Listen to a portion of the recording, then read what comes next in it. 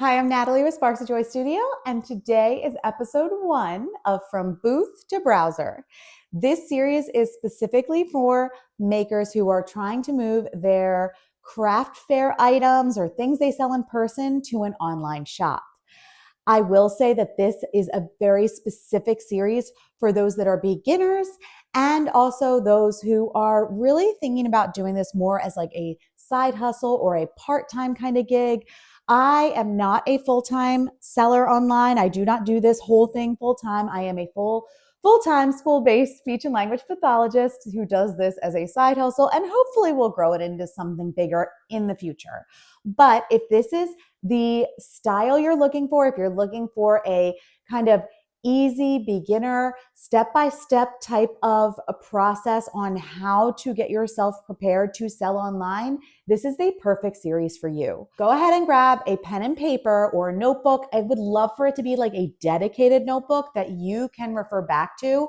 And if you want to, if a binder or a folder would also be something or something you want to use instead, that's fine, because what I will include in each episode is something that you can download and print or fill it in and save it on your computer or save it on, your device, whatever device you plan to use. So it helps kind of guide what you're trying to get out of each of these. Let's get started with episode 1.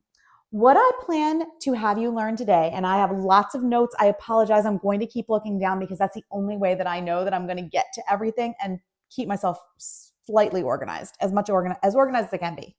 Okay, what I want you to learn from today's episode, we are going to choose a product category for our website. So this is before you even choose what platform you're going to sell on. This is everything else. This is the first thing. This is what you're going to accomplish today, okay?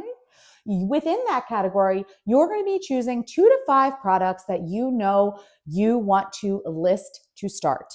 We're going to talk about how to choose those items. Even if you sell like 20 different things, we're going to start with just a couple, and I'll explain why. We are going to understand what information you may need to be able to list online and how that will look different than selling in person. And we're going to use some ChatGPT today to figure out how we're really going to best prepare our products to make it easier when we go to list.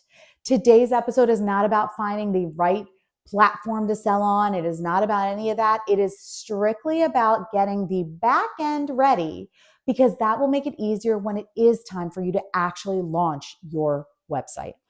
All right. Now that we've gotten that out of the way, let's go through each of those steps and figure out what we need to do and why we're choosing to do it in this fashion. So step 1 is figuring out that product category.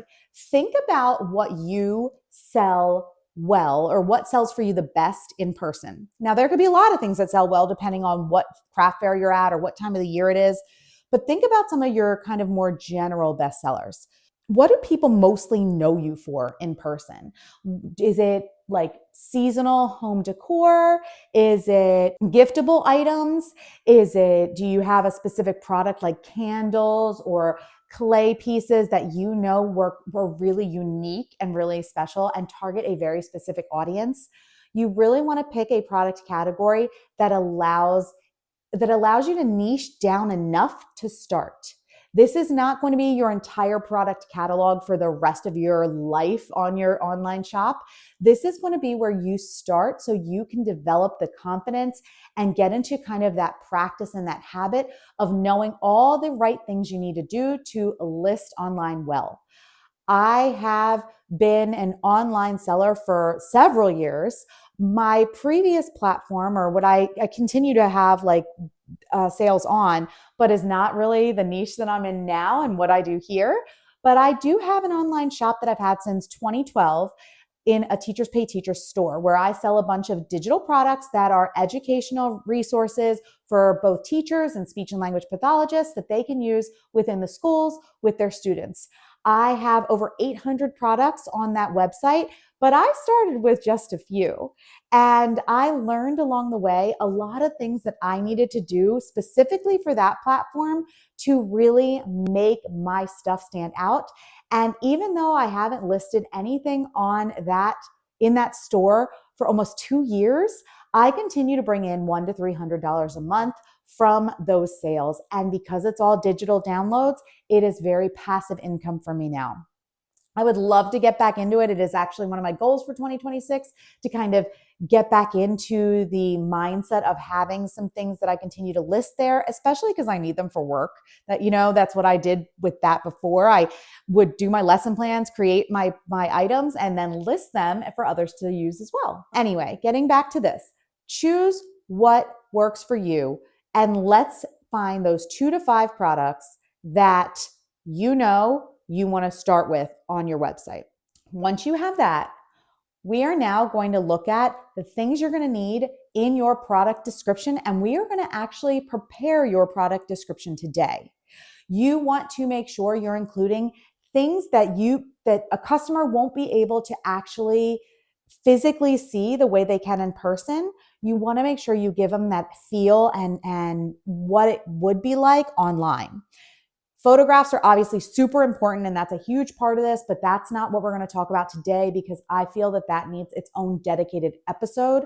This today is just about the written information that you're going to be providing, the title, the description, and the keywords that you want to include wherever you are selling so that you can help increase that SEO, so that people know what they're going to your website for. Another thing you're going to want to consider after you've done all that is pricing. And we will get into pricing a little bit more in a future episode, but I do want to make sure that you are considering, as you're choosing your product, knowing how or what your intent is as far as shipping is concerned. If you're selling something that is like handmade or some kind of good that you're going to be able to send to somebody, you do want to make sure that you have an idea of what the shipping will look like. That is going to be something you have to consider in your pricing. It is also going to be something you have to consider as far as making sure you have all of the materials and products and prepare your items in a way that they will not be damaged in their commute to their, the person that's buying them. So really make those decisions on what you're going to sell based on that. Because of that mindset, I listed some things on my website recently that I thought were very beginner friendly. And I chose those things specifically for the ability to be able to ship in bulk, and make in bulk too. I guess I should have said that too. Whatever product you choose, make sure it's something that you know that you can repeat and make a lot of and do it in a timely manner if you plan to sell like that. Like if you plan to sell so that you can, have more than one of everything selling, that's great. Like that's what you want to start with. If you are somebody like a thrift flipper who creates very unique pieces and you don't necessarily have the ability to make more than one of everything, that is completely fine. And you will absolutely be able to sell those things. However, you are going to want to find a product or something that is going to be your go-to item for your customers. When I started my own website, I was selling just my thrift flips, just my handmade DIYs.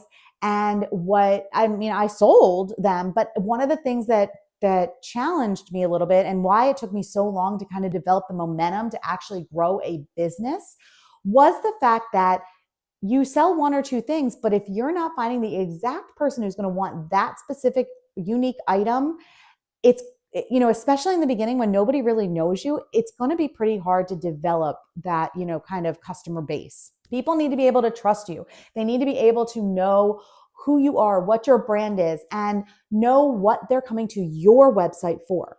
One thing that I felt really made it easier for me, or really kind of launched my business and really grew it into something amazing, and what I consider to be amazing as far as how much I've grown since I started in 2023, was being able to sell Connie Lines and Designs decoupage papers. That was the product for me that just launched my business. It was when I went from selling maybe $50 to $100 here and there, every once in a while getting some sales, sometimes getting none, to very consistently selling a lot. And the best part about it was because I knew the product, I knew the packaging I needed, I was able to sell and ship quickly because everything was right there. I didn't have to go searching in my basement for the right box and figure that out what, all of the filler that I need to be able to make sure that the piece was, not going to be damaged in the commute.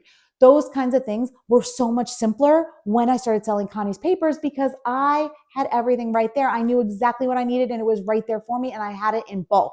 I had to pay for all that stuff to ship, but I was able to set up a system which I believe ended up being very successful because I have a lot of repeat customers. I do not believe anybody has gotten anything as far as her papers go that has been damaged or affected in any way. If you're a customer and it has, tell me in the comments because I would love to know if something is not going well. I'm always very interested in making sure that I am constantly improving. So it is important for me to know if something is not working. Those are the big pieces that we want to have as a takeaway today. When you're going to do all of those things as far as your description box and all that, that's where we're really going to talk about some of the details that will also help you in deciding the second step in all of this, which is shipping. Okay. So I promise we're going to get to everything. I don't want to overwhelm you. So for today, let's head over to ChatGPT and let's look at an example of how I use ChatGPT, not to replace my voice, not to be, not to turn me into some robot, but to use it very effectively to just make my life a little easier. If you've ever sat there and written and rewritten and you couldn't really come up with something and you spent 2 hours trying to develop a 2-sentence description of something, or using ChatGPT just allows you to put your words onto paper better. And when you are selling online, those words and really knowing the right strategies as far as getting your search engines going, it really is an effective tool. And so do not be scared of it. I'm going to show you how easy it can be and how effective it will be for you and for your business. Here we are in ChatGPT, and what we're going to do is put in the product that we are going to be listing. So I have these little keepsake ring holders. So I am going to type, I want a title and description for a ring holder that I made out of wooden bowls with clay embellishments. They have been painted and sealed. I'm just going to say they have been painted, hand painted. You really want to make sure you're including those elements of like the handmade nature of the item if that's what you're doing. Clay embellishments, they have been painted. They measure 2.5 inches in diameter, 1 inch deep, and 2.5 inches tall. I'm trying to think if there's anything else about these. I also want to include a little bit about like how I envision the customer using this. These little keepsake dishes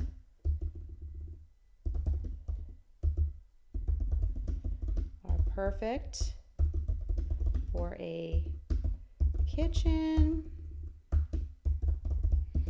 bathroom, or nightstand to ensure important your special jewelry has a special spot. I don't know, something like that. All right, so then it pops up with some options. This is where you are going to be able to choose for yourself how to adapt anything that you want here. Now, if you're comfortable with how everything's written, perfect. Then what you can do is save this. Now, if you have ChatGPT, if you add your email address, which you can do for free, your kind of conversations, all of these will be saved. And if you look over here, all of my past conversations are down this left-hand column. So Here's the one that we just had. So I can always go back to anything that I've talked with chat about anytime. So here are the other things. So after I do this, I save it if I want to, edit it if I want to. I typically will copy this and then put it into another space, either if you want to use like a Google Doc, or if you have your notes, or if you want to handwrite it, whatever is easiest for you. I want this to be something that you know you can do well. So if something is easier for you than something else that I suggest, do what you know will work for you. That's the only way that you'll be able to be consistent. All right. At the bottom, after it does that, it offers you some other options. The other thing I'm going to want is these SEO optimized tags and keywords. Typically, you're going to want them to be either separated by comma or just listed without the bullets. So I typically will say create SEO tag words separated. That's how I usually write it, separated by comma, because it makes it easier for me to copy and paste when I go to either list it or whatever I need to do with it. And then here's the list separated by comma, which I can always take out if I want to. And it even allows you to have like a Etsy specific list, Squarespace SEO. It has different options. I have Squarespace, so that's probably what I would use. I actually have never tried it before, so I'll be curious to see how that looks different. And then you would be able to save it. That's all we're doing today. You're doing all of that stuff and getting it ready, because in the next few weeks, we will be preparing to actually list this item on your website. Okay, I hope that you have found today's episode useful and helpful. Let me know in the comments, what did you feel about the style and the pace of this video? Was it too slow? Was it just right? Did I go too fast? What can I do to help you? And what did you learn today that you didn't know prior to watching this video? I want this to be as effective for you as it can be.